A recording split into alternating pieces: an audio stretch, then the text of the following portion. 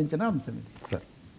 Sir Kesineni చిన్ని versus Kolikapudi Chandrababu Naidu గారు వచ్చిన వెంటనే దీని మీద చాలా సీరియస్ యాక్షన్ ఉన్నారన్నారు, కానీ అంత సైలెంట్ మూడ్కి వెళ్ళిపోయిందని జరుగుతుంది. ఏంటని ఇప్పుడు తుఫాన్ ఒకటి వచ్చింది, సరే అంతకుముందు ఇంకేదో సమస్య, మీరు ఆ తర్వాత కొత్త జిల్లాలు ఏర్పాటు చేస్తారని చర్చిస్తున్నారు. ఇదిగో ఈ పరకం అని హఠాత్తుగా వచ్చింది. ఈ ఏమేమో మీడియాలో పెద్ద పెద్ద హెడ్డింగులతో కనిపిస్తున్నాయి, కానీ ఒక్క పార్టీకే చెందిన ఒక ఎంపీ ఎమ్మెల్యే నీకు కోట్లు ఇచ్చానంటే నువ్వు తిన్నావు, నువ్వు మాఫియా అంటే నువ్వు మాఫియా అని బహిరంగంగా, పైగా మీరు వైసీపీతో చేతులు కలిపారంటే మీరు వైసీపీతో చేతులు కలిపారు అని ఆరోపించుకున్నారు బహిరంగంగా. ఫుటేజీ గంటల తరబడి ఫుటేజీ అందుబాటులో ఉంది. అంతేకాకుండా వర్మ, మీరు సున్నితంగా ఈ మధ్యలో తప్పిపోయిన ఒక అంశం ఉంది. నేను ఇన్ని లక్షల రూపాయలు, ఇన్ని కోట్ల రూపాయలు అధికారికంగా ట్రాన్స్ఫర్ చేశానని ఆయన రసీదులు చూపిస్తున్నాడు.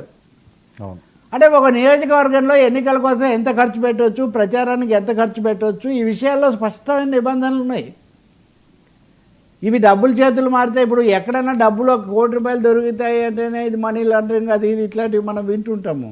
మనీ లాండరింగ్ అంటే అది పరిశుభ్రం చేయటం అంతే కదా, దాన్ని ఓపెన్గా వైట్ చేయటం. కాబట్టి ఇప్పుడు ఆయన శాసనసభ్యుడు, అందులో ఆయన మంచి విద్యార్థి, ఐఏఎస్లకు బోధించినటువంటి విద్యాధికుడు, వివాదాల్లో మీడియాలో బాగా మునిగి తేలిన వ్యక్తి. ఇంకా రెండో ఆయన చూద్దామంటే ఇప్పుడు ఆయన ఎంపీ అయ్యాడు, కానీ అది వరకు ఉన్న ఎంపీ కూడా వాళ్ళ అన్నగారే. వాళ్ళిద్దరికీ కొంతకాలం కిందట పడక ఆయన బయటకు వచ్చి ఈయన అయ్యాడు. కానీ ఆయనకు కూడా మధ్యలో కనిపిస్తున్న పేర్లు అవే, ఆ రాజు కేసిరెడ్డి, సునీల్ కుమారు. అంటే ఏం జరుగుతుంది అసలు, ఈ సెక్షన్ ఏంటి?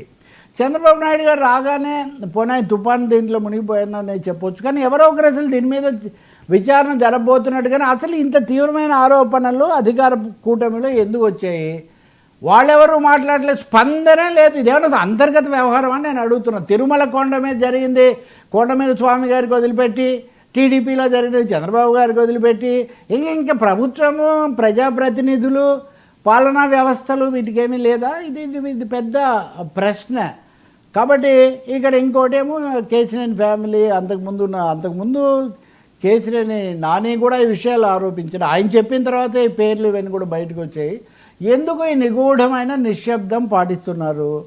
ఇంకొకరి మీద వేరే వాళ్ళ మీద వస్తే చాలా తీవ్రంగా విరుచుకుపడేవాళ్ళు. ఇట్లాంటి వాటి మీద ఎందుకు తక్షణం కనీసం విచారించాలనో, మధ్యంతర చర్యలైనా ప్రకటిస్తారు కదా. మేము విచారణ కోసం ఒక కమిషన్ వేస్తున్నామనో, లేదా ఫలానా ఆయన చూస్తారనో, క్రమశిక్షణ కమిటీ విచారిస్తుందనో ఎవరు మాట్లాడలేదు. కాబట్టి ఇంకా అనుమానాలు పెరుగుతాయి కదా, అది పెరగాలి కదా. లేకపోతే ఇంకొకటి, ఎన్నికల సంఘం కూడా రంగంలోకి దిగాల్సిన అంశం.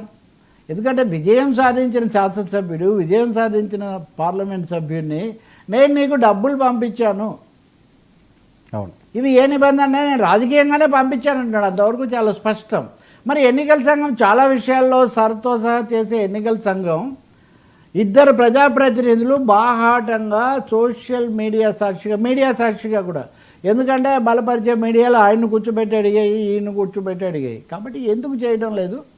దీని మీద చేయకపోతే మటుకు కోరి సందేహాలు, తెలుగుదేశం ఇప్పుడు సందేహాలు తుఫాన్లో చిక్కుకున్నట్టుగా కనిపిస్తుంది. నెల్లూరు జిల్లాలో వచ్చిన నారాయణ అవి వచ్చిన అంశాల, లేకపోతే ఇంకొక చోట వచ్చిన వేళ, చిత్తూరు అక్కడ శ్రీకాళహస్తి శాసనసభ్యుడి సమస్యన, ఇవి ఒకదానికొకటి తోడే ఇది కూడా ఉంది. ఎంత తొందరగా వీటిని పారదర్శకంగా పరిష్కరించి ఉన్న వాస్తవాలు. ఇంకొకటి కూడా ఇప్పుడు గుర్తు చేస్తాను నేను తప్పనిసరిగా.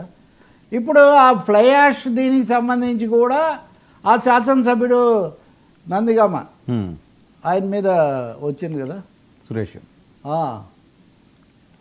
అది కూడా వచ్చింది, వసంత కృష్ణ, ఆయన ఏదో జవాబుదారి. ఇప్పుడు ఆ వాళ్ళెవరు మన మీద ఆవేశపడక్కర్లేదు. నేను మీడియాలో వచ్చినవి చాలా గౌరవంగా, పరిమితంగా మాత్రమే చెప్తున్నా. బయట జరిగినవి ఇంతకంటే చాలా తీవ్రంగా తిట్టుకుంటున్నారు. కాబట్టి తేల్చండి, ఇవన్నీ తేల్చి, తీగ లాగితే కదా డొంక కదులుతుంది. అలాగే అట్టి పెడితే అది ఇంకా పెరిగిపోయి ఊబిలాగా తయారవుతుంది. ఆ తర్వాత అందరు లోపలికే పోతారు. సార్ దేశమంతా సార్ కొత్త సంఘర్షణలపై అదే సార్ ఇట్లాంటివి చేస్తుంది. మతాలు